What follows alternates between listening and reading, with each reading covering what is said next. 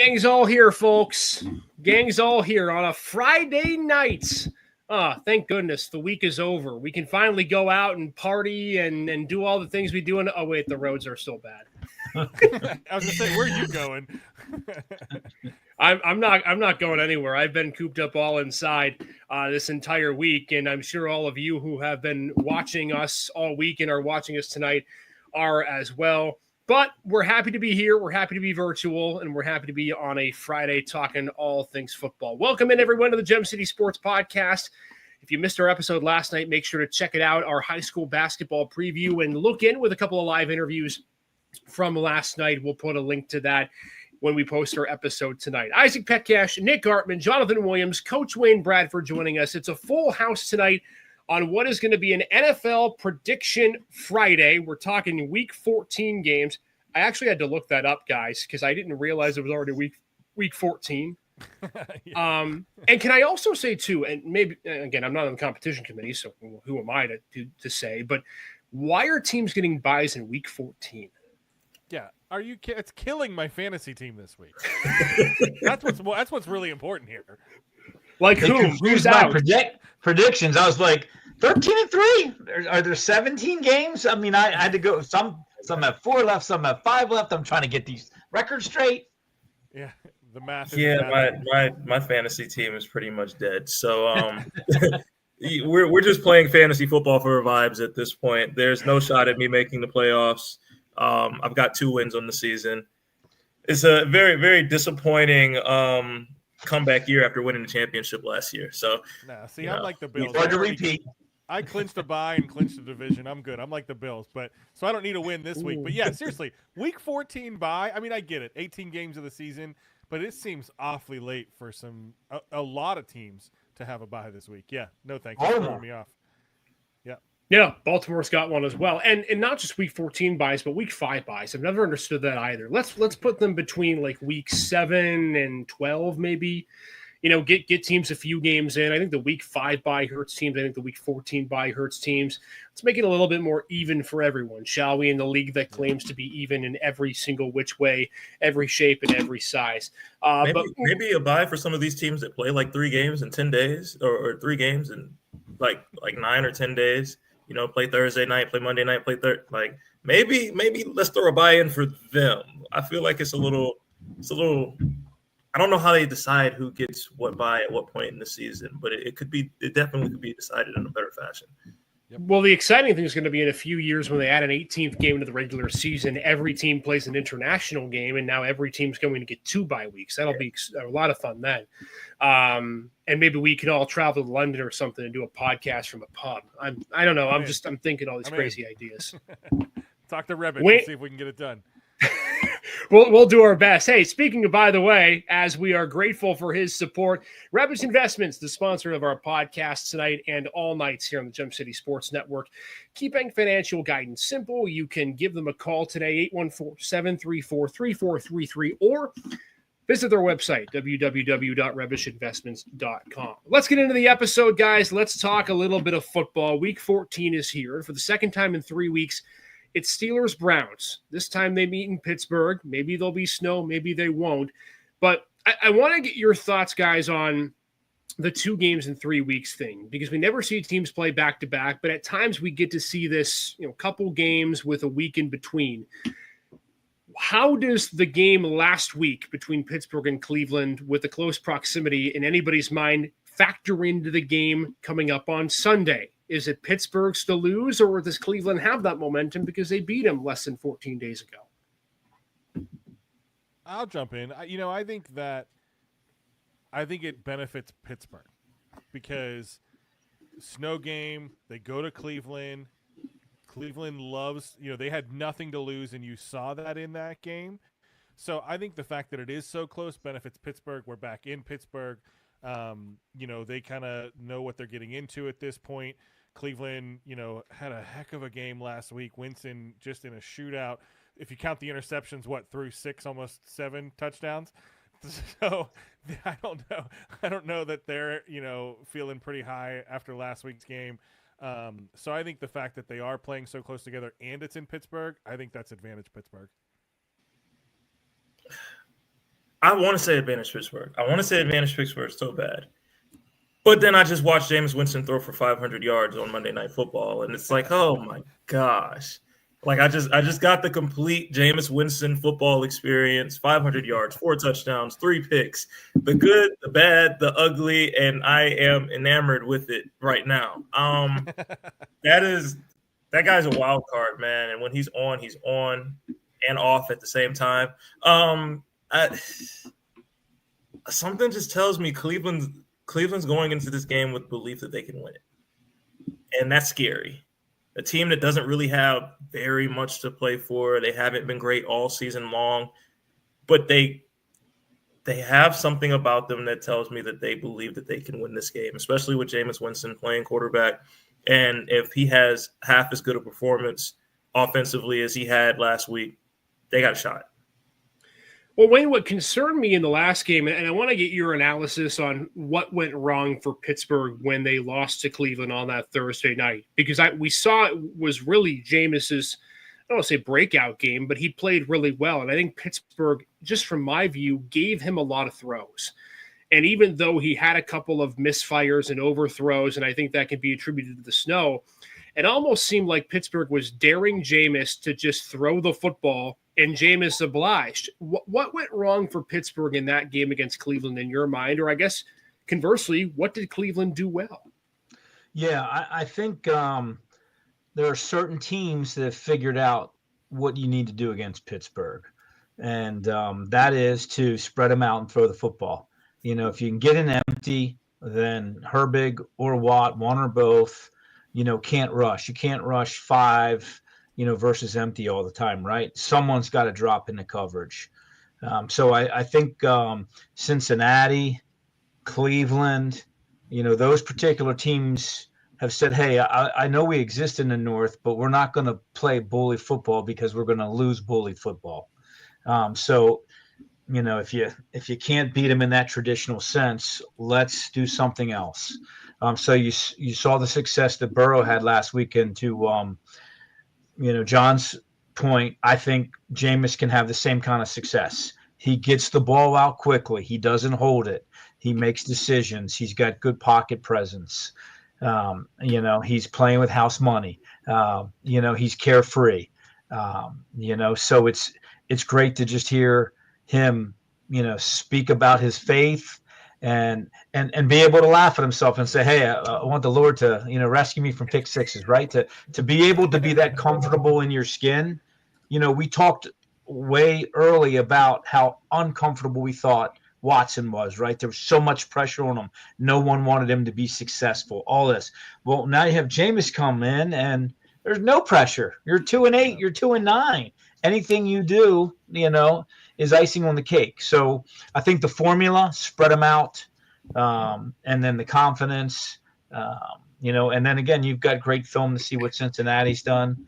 Pittsburgh, proved that they can play in a shutout offensively, but that's not what they want to be. Yeah. Let me throw this out too, guys, and get your thoughts on this. I thought about this after the Monday night game because in case you missed Flagship City Sports Talk on Monday, I put out there as an overreaction. I thought Jerry Jeudy would go off. I thought Jameis was going to have a big day, and they both did. And the more I think about this, there's a lot of layers to the Cleveland situation, right? I think we all agree Deshaun started too many games, but it was probably a Jimmy Haslam decision as opposed to a Kevin Stefanski and Andrew Berry decision. But what if Cleveland is giving Jameis Winston an audition in these last few weeks to compete for the starting quarterback job? And I say this knowing that last season you could argue was the same for Joe Flacco, right? He threw the ball around the field. He was successful. He got guys more involved and Njoku involved. He started getting secondary wide receivers targets. But Jameis is younger. And I think Jameis, while a gunslinger, is more, in my view, accurate down the field. He, I think, can actually read defenses a little more, and he's twitchy. But I don't think twitchy is worse than Deshaun's inaccurate. Is this an audition for Jameis? And if so, is he passing the test? I think it's an audition. I don't think I don't see Haslam saying, okay, Winston's going to start over Watson week 1 next year. I think that it's an audition to keep him on the team, and I think he's going to have a very short leash. I know we've talked a lot about Stefanski maybe being on the hot seat. I don't think Stefanski's on the hot seat, especially now. So I think it is like, okay, do we want to bring this guy back for a year or two? And then that's just going to put more pressure on Watson, and I think Watson's leash is very short next year. So, yeah, I do think it's an audition, but I don't think it's for the starting job next year. Yeah, I kind of agree. I feel like it's an audition, but at the same time, it's like you're getting 30-30, Jameis. 30 touchdown, that 30 LASIK interception. Surgery didn't help. Yeah, it's what we loved about Jameis is he's a gunslinger. He is going to throw. He's going to put that ball up there no matter what, and it's either going to be a huge play or the ball's going the other direction. And while it might be entertaining to watch as fans, it's not necessarily the most fun thing to coach, because you never know what's going to happen when the ball is in his hands. And for like that reason alone, I don't see Jameis being the guy that's going to start over Deshaun Watson week 1 next year. Like you said, I kind of do see it as an audition for him to stay on the team, and I think he's playing well enough to kind of submit his role as a backup quarterback if he wants to keep it, and if he doesn't want to try his hand going somewhere else. But as far as starting, Jameis is, until otherwise proven, too volatile of a quarterback, in my opinion, to be competing for a starting job. Wayne, do you have thoughts?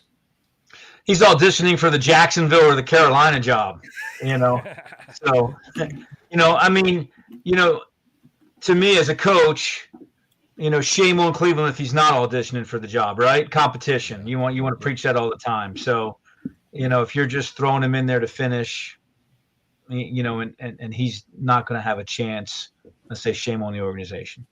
Yeah. And I think, maybe this is a blessing in disguise. The football gods always make decisions that maybe we don't see at the very outset. Maybe this is a second chance for Cleveland, right? We see how well Flacco played. And I'm not saying he's lighting the world on fire when he started in Indianapolis, but I certainly think he was a better option than what Deshaun gave you at the beginning of the year. Maybe this is Cleveland's chance again to rewrite things. So look, I understand you're going to be paying Watson, so you need a cheap quarterback, right? And I think Jameis is that guy. You're not going to have to pay him an extremely large amount of money in any retrospect. And look, I would rather have someone throw 30 touchdowns and 20 picks than 10 touchdowns and 5 picks. I mean, this is a division, as we saw last week in Pittsburgh and Cincinnati, and we know Baltimore can score. You have to put up points to win. And even though it's a division that's hard-nosed, smash-mouth, win with defense, you can't be putting up 15, 17 points and expect to win games in division.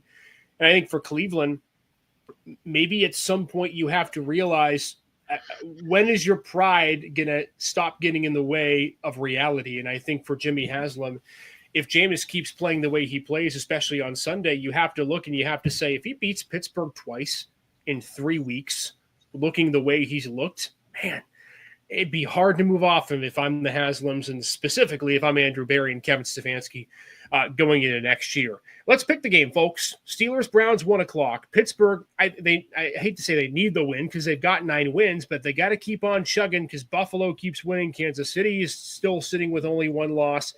Start with you, Jonathan. Who wins? Steelers-Browns on Sunday. I go Steelers. They need the win. Here we go. Here we go. Here we go. Here we go. You can keep that. Like you, man. Like you said, they need the win. And yeah, like I love Jameis. I love watching Jameis play quarterback. Jameis has to show a little bit more consistency as far as protecting the football before I can jump on this bandwagon as quarterback of the Browns. So I'm going Pittsburgh. All right, Nick, what say you? So I'm going Pittsburgh by 3, and here's why. I get it. We were just talking about Winston, right? Winston, these are some fun Winston stats from the AP. Winston is averaging a league-leading 336 yards per game since becoming the full-time starter in Week 8. He's only 2-3 in those starts, but he has 2 of the top 8 passing performance in Browns history. Cleveland rolled up 552 yards on Monday. It's most since 2007. He is moving the ball. I think what happened in the game, the snow game in Cleveland, though, was Pittsburgh wasn't healthy on the defensive side of the ball, specifically at the pass rush, right? So you have, a healthy TJ Watt, but you're double teaming him the entire game. But what you didn't have was you didn't have Alex Highsmith on the other side. Herbig was in there. Herbig's a great part-time player, but when you can rotate Herbig and Highsmith in and out on that opposite side of TJ Watt, I think they're going to be at Jameis the entire game. And Jameis, maybe is a little twitchy, and he's going to throw those picks. And I think the defensive backfield is just going to feast in this one, mostly just because of the pressure that they can put on Winston. So I'm looking at a Boswell field goal to win the game. So I've been watching the two in the top predict this game, and I see Wayne Bradford with a sly smile on his face. And I don't like where this is going, Wayne. But it's your turn, my friend. What say you? Yeah, I think I think Pittsburgh smells blood in the water, especially with Baltimore losing last week. So I say, Mike Tomlin's the master motivator, right? You're at home. You're not going to go 0-2 in a division to Cleveland. You've got a 2-game lead now. You get 2 more, and the division is yours. So I feel like you'll get a complete effort. I think not only has Jameis, been able to create some confidence, but we haven't talked about Russell's performance last week. Yeah. And, is that the breakout game he was looking for? And now, holy cow, does Pittsburgh say, hey, we don't have to play smash mouth football and win 18-16 without scoring an offensive touchdown. Have we awakened the giant on their offense as well? So I say I don't think this one's close this weekend. I think Pittsburgh, imposes their will. I think this is a Najee Harris game. I think, and I've been on his train a lot the last few weeks. I think he deserves another contract with Pittsburgh. I think they're going to give it to him if I had to guess.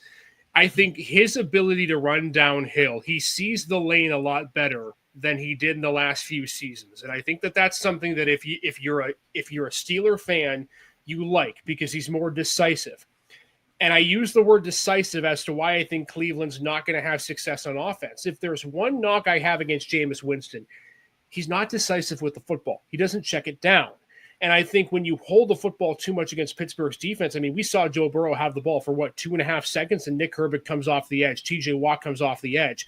So to Wayne's point, you can't rush them both, but they may not need to. If one of them can even get close to the quarterback, Winston's more likely than not going to have the football more than a Joe Burrow or a Lamar Jackson who gets it out quickly. So I am with Wayne. I think Pittsburgh wins this going away. I don't think they score 44, but I do think they're going to score 27. I think it's a 27-13 kind of a game.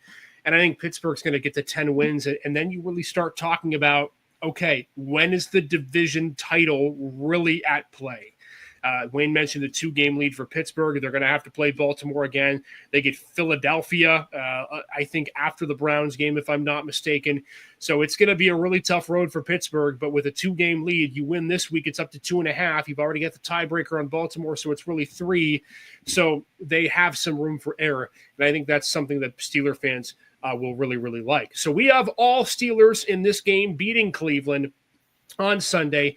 Get into the Bills talk in just a second. But, of course, want to take a moment to thank our sponsor. Of course, Rebbich Investments is our sponsor for our podcast network. Keeping financial guidance simple, make sure to visit their website, www.rebbichinvestments.com, or you can call their number during business hours at 814-734-3433. All right, Buffalo Bills talk now as we get ready to talk about the team that is maybe the best in the AFC. They get the Rams this weekend, a 425 kick. And Wayne, you and Jonathan weren't on Flagship City Sports Talk on Monday and in the last few episodes as well. So I want to pose this question to you because Nick and I were talking about so much of, okay, we think Josh Allen's the MVP. We think the Bills are maybe the best team in the AFC. But I look at this team and I think they're the one team in football that I don't think has a weakness. Detroit's defensive line without Hutchinson isn't great. Philadelphia, outside of A.J. Brown, Devontae Smith hasn't been great. Are the receivers that good? I just think Buffalo doesn't have a weakness. Is this the one team in the league that you would put as the front runner in the AFC to win the AFC title game? Huh. I would say no. I would say because they haven't won it yet. You know what I mean? So you gotta learn to win it before you can win it. So I think that's a huge thing. Lamar's never won it. Can he get over the hump? Josh has not won it. Can he get over the hump? Mahomes has won it. Russell's won it. I think you got to think that way. So the old dogs, there's a lot of young bucks in that league, but I still say, Kansas City, I think they're bored. They don't care. It's like the NBA to them. This is game 84.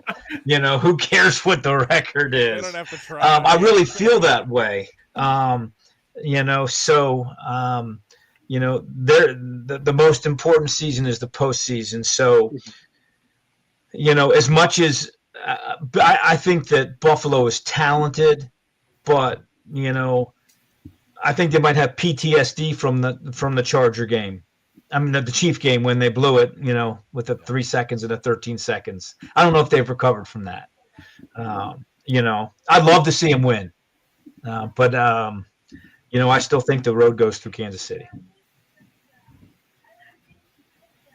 I like Buffalo. You go and I love when you can see Jonathan's wheels turning. He's trying to convince himself of one argument or another. I like Buffalo. I mean, you do what you're supposed to do, and obviously regular season and playoffs are very different, right? And they've had a lot of regular season success against the Chiefs in recent years. Playoff success, not so much.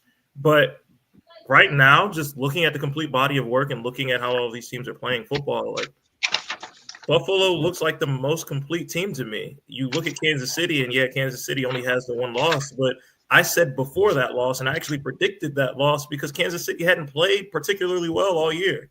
They've been winning games. They've been getting by. They've been beating people by one or two scores that really should have been blowing out. They hadn't played very clean football all year. So for me, that hasn't really changed with Kansas City. They're probably 2 or 3 on that list. But right now, Buffalo's been playing the best. Buffalo's been playing the most consistently. Buffalo, I feel like, is set up at every position. And like you said, they don't really have that glaring, identifiable weakness. Everyone was worried about the receiver room for Buffalo coming into the season. We talked so much about the receiver room. Is there a problem with the receiver room right now? All of their receivers are doing their jobs. They're playing to the level that they're expected to play to. They don't have to have a world beater. They don't have to have that number one option that is just far and away better than anybody else in the league. And they've still been putting up points, and they've still been winning football games. Defensively, they've still been playing good football. I don't see a glaring weakness with this team right now. So they're my favorite. Well, as usual, I side with the coach here because just to kind of fill you guys in from what we said on Monday. So let me put it back. Where's the weakness in Kansas City? That defense is playing so well. Okay, is it though? End of the defense is absolutely. Spags has that defense firing. Their secondary may be a little rough. They lost a couple good defensive backs. They have a gang of wide receivers that you can't pick one out, but pick up. One of them is going to score a touchdown. Kelsey's not involved because he doesn't have to be involved. You got Pacheco healthy-ish. You can spell him with Hunt. I'm with Coach here. I just think that I need to see it I need to see Allen beat Mahomes before I can give it to them. Well, I've already seen him beat Mahomes in the regular season, and let me ask a serious question. A serious question. Is there a team in football right now that could stop Josh Allen at all? I mean, we haven't seen that, and I think. Wait a minute! What was the Baltimore score? That was early in the year. Are they going to get bullied? Yes, and in the postseason. So we can talk about this all we want, but if we get to Buffalo and we play in a foot of snow against a Kansas City or a Pittsburgh or a Baltimore, and it winds howling 40 miles an hour, and you've got to run the football 35, 40 times and stop Najee Harris or Derrick Henry or Pacheco or whoever it may be, are you going to be able to do that? Well, I think that's where James Cook comes in. The guy can run the ball, and also keep in mind, I mean, how many times have we seen Josh just take things off? I mean, he doesn't even have to carry the football, and he's still getting rushing and receiving touchdowns, as we saw last week. Well, look, first off, the number one thing the NFL has to start doing is blowing the damn whistle. That guy's down before he laterals that.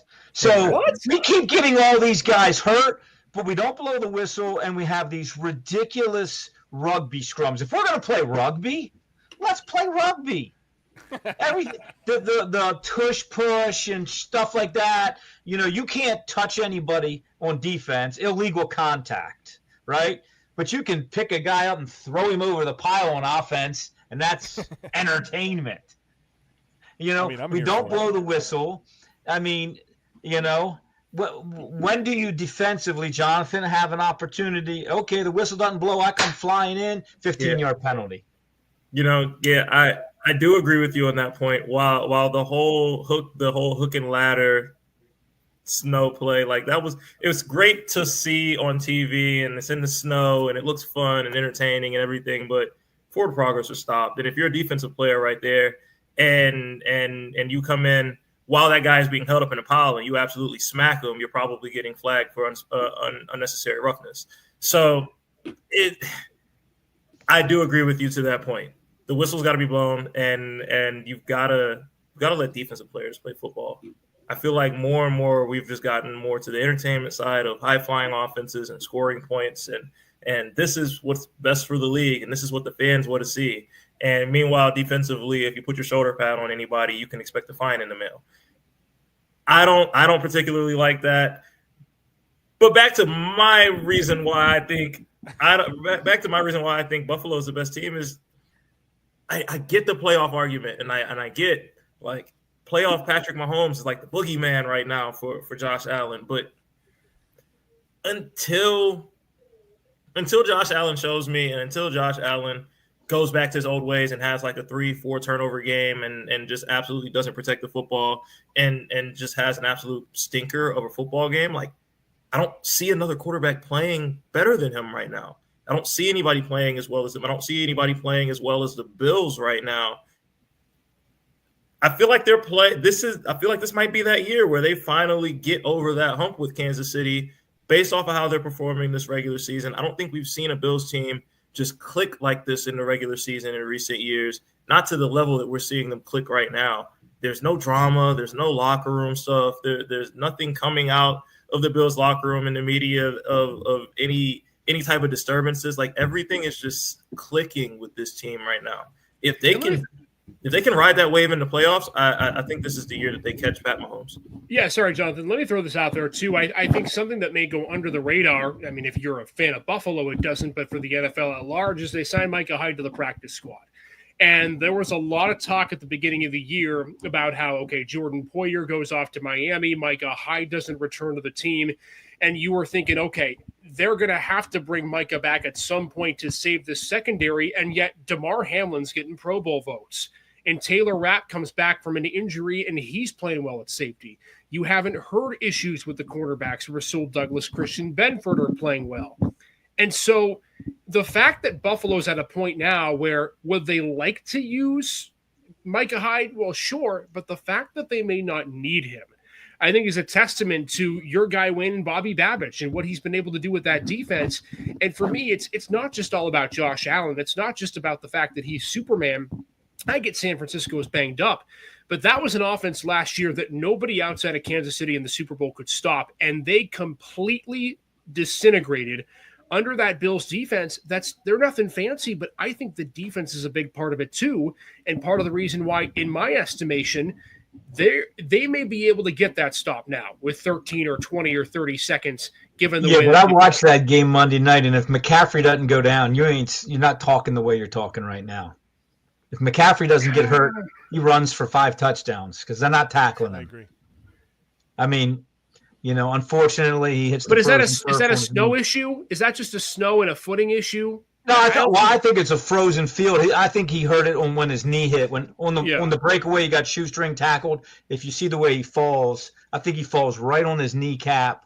Here's the other thing that drives me crazy. Okay, and I'm a Division II college football coach, Division III player, high school football coach. Make the guys wear their pads. Maybe you don't hurt your knee if your knee's covered with a knee pad. Maybe you do. Maybe you don't. They don't wear any pads. I don't feel sorry for them. If I was playing and you had no thigh pads in, I would be putting my shoulder into your thigh every down. Coach. You know what I mean? They don't wear any pads. It looks great. But I see these guys, and I know you may say, Jonathan, the secondary, you don't need them, but we got defensive linemen wearing shorts. I'm cutting you every play, man. I'm cutting you. You are not going to have fun that game. Yeah. Would you not wear shoulder pads? Why not? Drives me crazy. As the resident, I guess, recently graduated college football player who also got told by refs on a very regular basis to pull my pants down and pull my knee pads over my knees. It's about looking good, man, and the style trumps everything. I understand. Thigh pads for sure are 100%. If you're not, you have to be wearing a girdle of thigh pads because a thigh contusion is not fun. And a shoulder pad or a helmet to your thigh is absolutely not fun. But I've taken a couple helmets to the knee with knee pads on. I've taken a couple helmets to the knee with knee pads off. They hurt about the same. And in the instance that you're talking about, maybe, okay, a knee pad might help and it might prevent that injury. But then also it's like, why are we still playing football on frozen fields? We are the NFL. Do we not have the technology to put it in every stadium, heated fields? Get out of here. I will not allow that conversation on this podcast.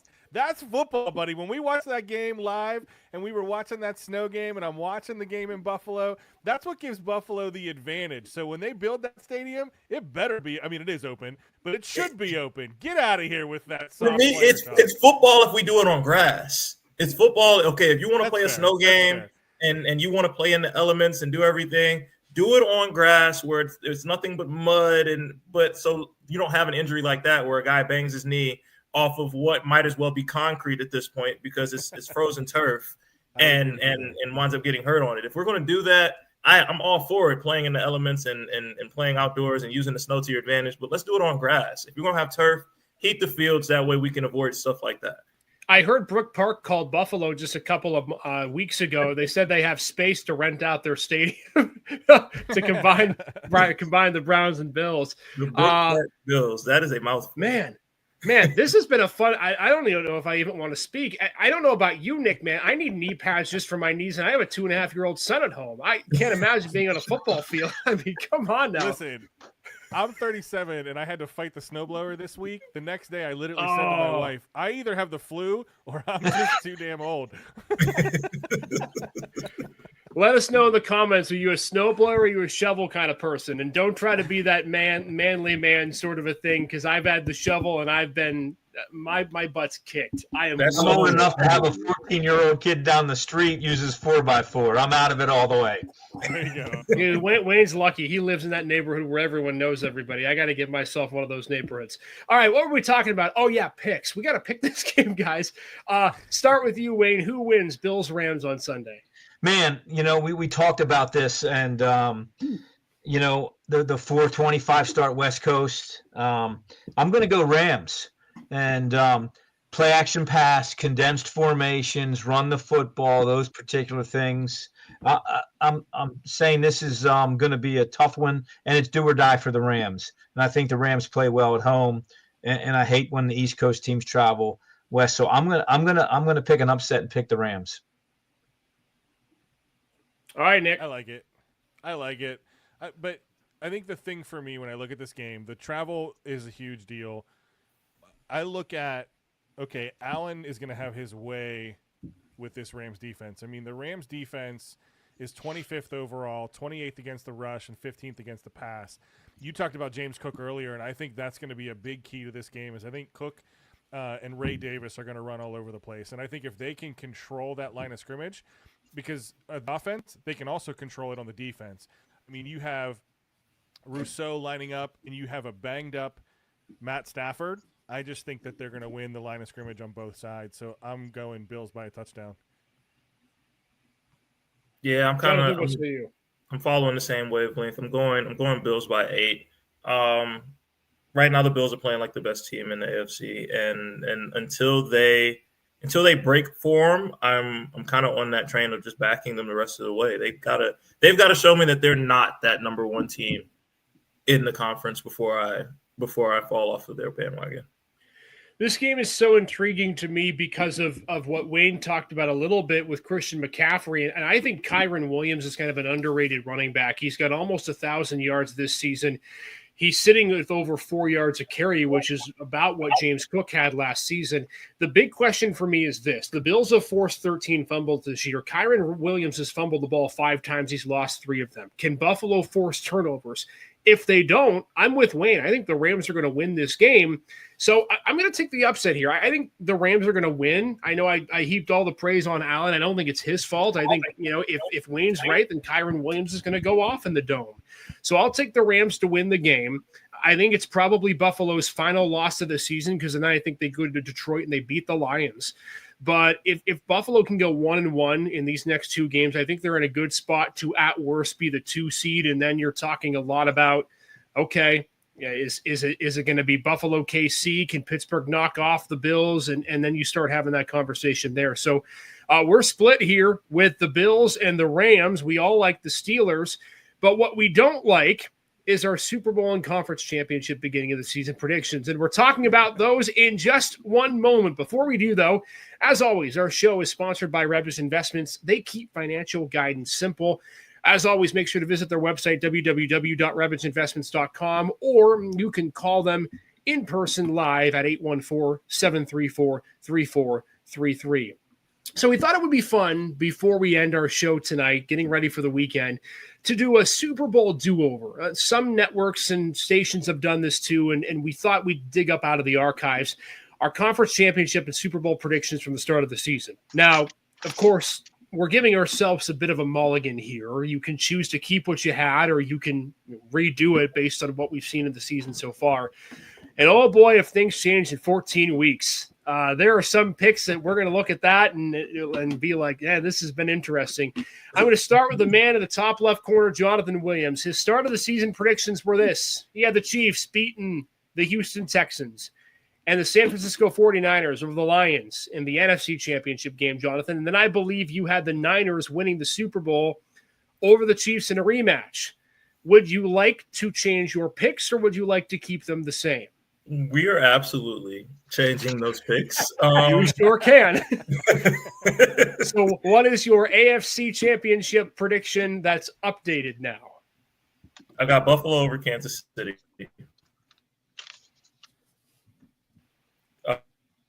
And then the NFC is interesting. I've got Detroit coming out of the NFC. Put it like that. Man, I'm looking at a couple of those teams, and it's kind of a toss-up for who they're going to meet. But I know I've got Detroit coming out. I'm gonna go Detroit over. I'll go Packers. Okay, so that would set up with a Bills and Lions Super Bowl. Wouldn't that be fun? One team would finally get a ring. Who wins, Jonathan? Who's your Super Bowl champ post-Thanksgiving revision? Lions. So Jonathan actually went with my overreaction from Monday. I had on one of the topics that the Week 15 matchup would be a Super Bowl preview. So there you go. Bills-Lions. We might have it twice this year. All right, Nick. You thought Jonathan's were rough. Nick was half right. I think he's got the NFC okay.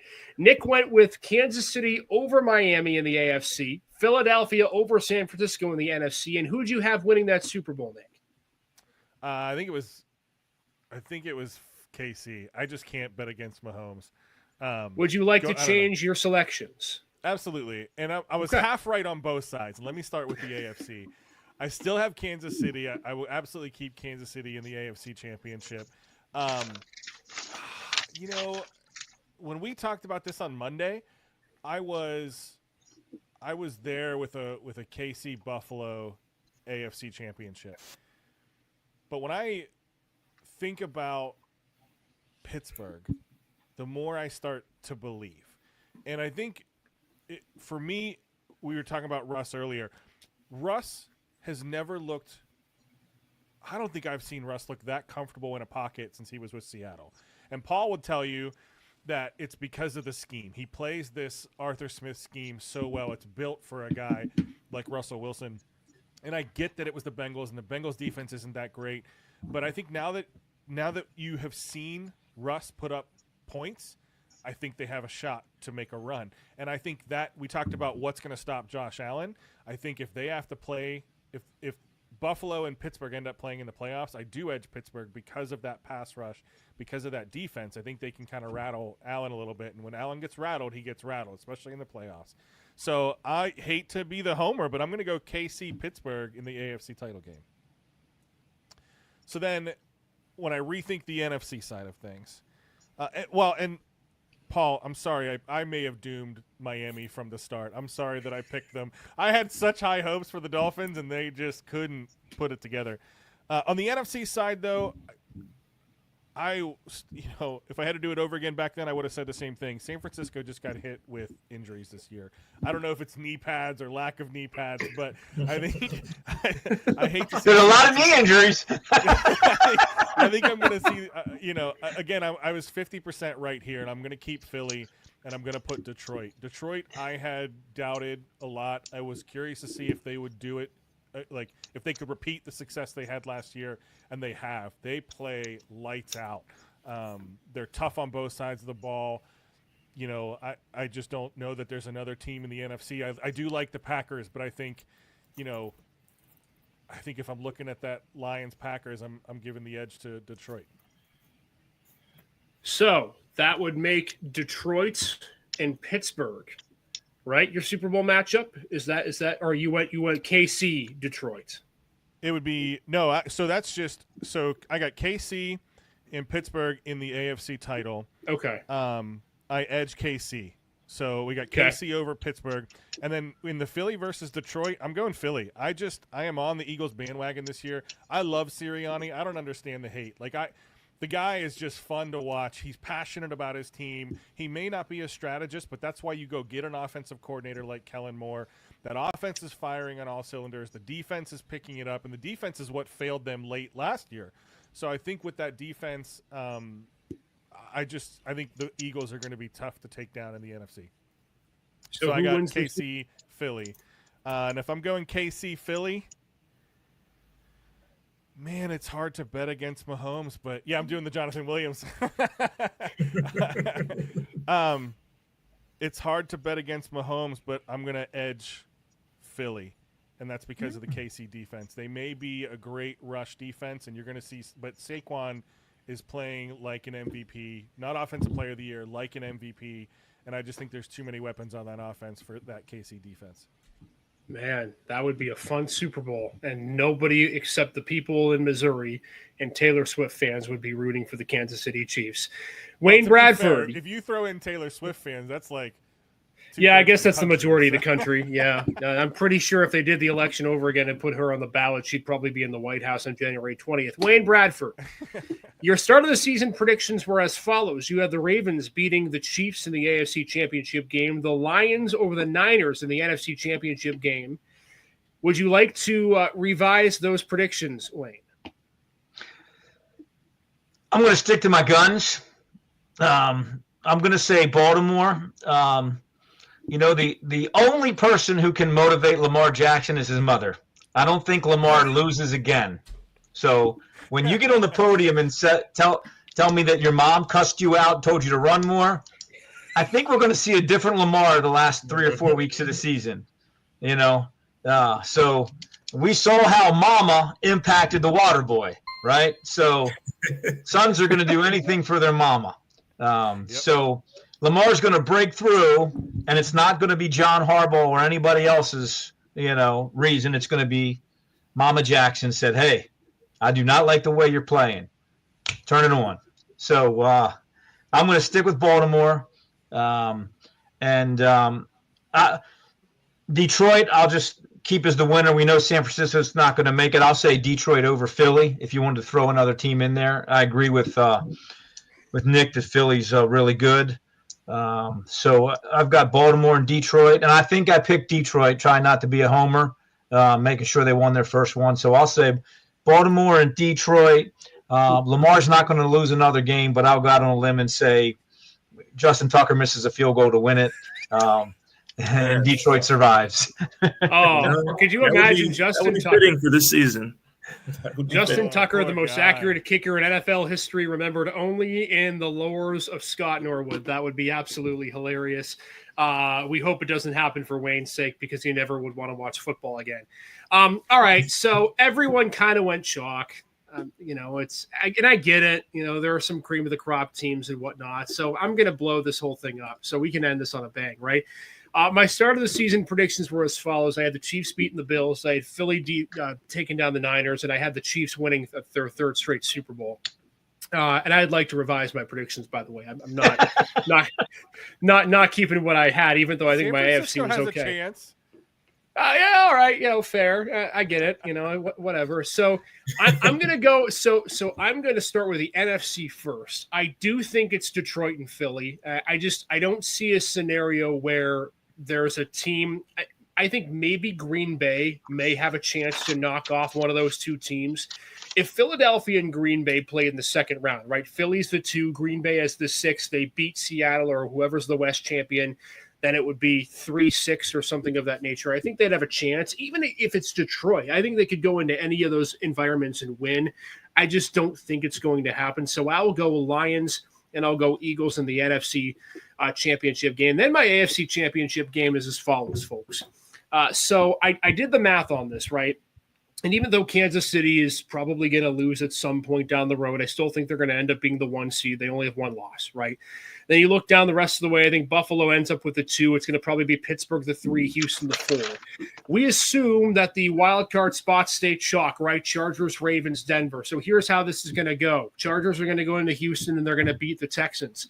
Pittsburgh's going to take out Baltimore. Sorry, Wayne, I love you, but it's at Acrisure Stadium. I just think that Russ is going to be good enough. And then you have Buffalo beating Denver. So you get Chiefs, Chargers in the AFC divisional round, and Jim Harbaugh is going to blast through Andy Reid like it's nobody's business. I think the Chargers are going to upset the Chiefs in the divisional round. I really do. I think that they have the defense to be able to do it. I think that Jim Harbaugh, as we've seen in college or the NFL, doesn't really have a fear. And Kansas City has shown that they are not capable of scoring 30-plus points per game. And they get into a dogfight. If any team does against the Chargers, it's Jim Harbaugh's game to win. I'll take the Chargers in that game. I would put Buffalo over Pittsburgh in the divisional round, and that would give me the Chargers and the Bills in the AFC Championship game in Orchard Park. And I've got the Bills coming out and winning that game. They are steamrolling through everybody right now. And I just think Buffalo, despite some of the issues that they have on the defensive front seven, I think they get better. I think Matt Milano gets healthier as the season goes on. I have the Bills representing the AFC, and I would go right now with Detroit in the NFC just because of the home field advantage, and I think they have too many weapons. And I think Buffalo's going to win the whole thing. I really do. I just – there's so much going with the team right now in the fact that they have not shown – outside of maybe that run defense, which, Wayne, I agree to your point, they haven't shown such a weakness to the point where I would say that's what's going to keep them from winning the Super Bowl. So I'm going to go Buffalo to win it all. I think the Chargers are that team that gets through to the AFC Championship game. So there's my whole bomb in the whole middle of the system there to end the episode. I like it. I've been on the Chargers bandwagon since preseason. I don't even think I had making the playoffs, though. I really didn't. Yeah. Yeah, I don't think any of us did, but I mean, it's really interesting how the Chargers and the Jacksonville Jaguars kind of really flipped, you really thought Indianapolis might do something. You thought Jacksonville might do something. I don't think anybody thought potentially 3 teams from the AFC West would be in. When's the last time that's happened? So, Houston, but Houston's been, I mean, 2-3 of their last 5. Like, they're limping to the finish. I don't feel good about them. So I like the Charger wild card pick. I certainly think that to your point, Harbaugh is a factor.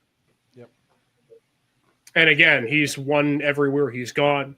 And I think we know one thing is for sure. The AFC playoffs are, to me at least, more of a question mark than the NFC. I think the NFC, we all know it's Detroit or Philly and maybe both. I think if one or both gets there, one or both is going to go. So who knows? We've got a few weeks left to go in the season, though. I think Seattle could be intriguing, get healthy, have got some really interesting dudes on defense, playing pretty well. Obviously, they've got to, win the division, but they got Arizona this week. So if they can beat Arizona, twice in 3 weeks, I think that really helps them there. And, going out to see somebody's going to have to go out to Seattle. They might win that game, and then you never know, right? You never know what you're going to get. So if you can play, great defense, and if they could ever get their run game going, I love Geno Smith. Yeah, I do too. Just solid. And they've got a good defensive coach there, too. I'll give the last word to you, Jonathan, because this entire time, I think you've been looking in my direction like I've got 2 sets of eyes here. So I'll give you the final word. Your thoughts on the whole selection of picks here. It's the Chargers pick that is interesting. While I don't hate it, I'm not quite as high on the Chargers as you are. Yes, they are outperforming all of our expectations, I believe. And Harbaugh is a winner, for sure. Losing J.K. Dobbins is huge. Yeah. There's that. The Steelers look really good. And that's not something I expected to be saying at the beginning of the year, but the Steelers look really good. Like we talked about on previous episodes, I'm now on the Russell Wilson bandwagon since he beat Baltimore. So, that Chargers pick is just interesting to me, and I'm gonna reserve any further comment until later in the year. If you look at their schedule down the stretch, though, they could go 4-1. I got them going 3-2 down the stretch, maybe 4-1, so they could be 11-6 or 12-5, which would be amazing. Yeah, and that guarantees you the 5 seed. And I think they got New England, they got Tampa Bay. I think they've got the Rams, Denver, and they've got Kansas City. So their toughest game is at Kansas City, but I think they have the other 3 or 4 at home. Yeah, and the KC game is this Sunday night. So I think it's going to tell a lot about where that team stands in comparison to KC. And to your point, Wayne, they end up 11-6, 12-5. You're probably the 5 seed. It's going to be Houston. I think they would go and win that game. Houston's not as good. And then look, I mean, Jim Harbaugh, I think, would love nothing more than to go back to Arrowhead and play. I think that's probably the one team he'd want to play in the divisional round. So who knows? I think the AFC, I think we all agree the 7 teams that are going to make the playoffs are probably the 7 teams now. The question is where do they seed and where do they end up at? And that's where the rest of the season is going to be a wild ride to the finish. We've got week 14 and then 4 more weeks after that.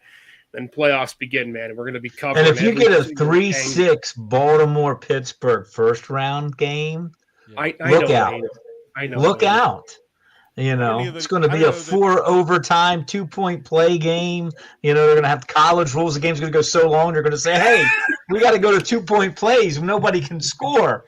And even if whoever wins that game, they're just going to be licking their wounds in the second game and not have a chance. There you go. Yeah. The thing I like about Baltimore going on the road is the last 2 times they've won the Super Bowl, they've been the wild card, go on the road, play at that mentality, win in Tennessee, win in New England. They play better in the playoffs on the road. There's something about going on the road and winning 3 times is what you have to do as a wild card team in all likelihood. By the way, I'm not saying this is going to happen, but go ahead, Nick. No, could you imagine if Jim Harbaugh wins the Super Bowl this year? You go last year having won a national championship with Michigan, and then you come to the NFL and you win a Super Bowl. Imagine that Jim John conversation at Thanksgiving the next year. Like the sibling rivalry is over at that point. I think just give Jim, the Hall of Fame. I don't know. John beat him in the Super Bowl, and John's like 4-0 against him. So that's true. That's true. And I'll tell you what, guys. No, not that we're at this point yet. And who knows? We love to take our show on the road. We did a couple episodes at Engine House. But if we get a good path, right, you get a Pittsburgh first-round game or Buffalo first-round game, who knows? Stay tuned. Maybe we'll travel. I know a couple of places. We know a couple of places. And I know there's some good wings in Orchard Park. I know there's some pretty good sandwiches in Pittsburgh, too. So we'll see. Stay tuned. We got some time before we get there, but we're going to get there eventually. Hey, our next show coming up on Monday, 9 a.m., TalkErie.com, X, YouTube, Facebook, Twitch. It is Flagship City Sports Talk, part of our Gem City Sports Podcast Network. And again, for all of you who watch us on a nightly basis, thanks so much for being a part of our show. We hope you have a wonderful and safe weekend. We hope the snow slows off just a little bit for all of you so you can get out and do your weekend activities. But until Monday, enjoy your weekend of football. Enjoy the rest of everything that is. And if you're a Penn State fan, hold down the fort on Saturday. Can't wait for that one. Penn State, quack, quack. Big Ten championship game. Stop it, Wayne. Get out of here, Wayne. You're just like, God, it's such a great episode, and just end the show. All I said was quack, quack. That's all I said. I didn't do anything. All right. Penn State doesn't deserve to be in the playoff. They haven't beaten anyone reputable. Oh, really? You're just that's interesting. Go Boise State. That's interesting. My team doesn't have 3 losses. And we got to get out of here. We got to losses. Wrap it up. All right, we got to get out of here. We love all of you. We'll continue this after the show. Good to see you. Happy holidays.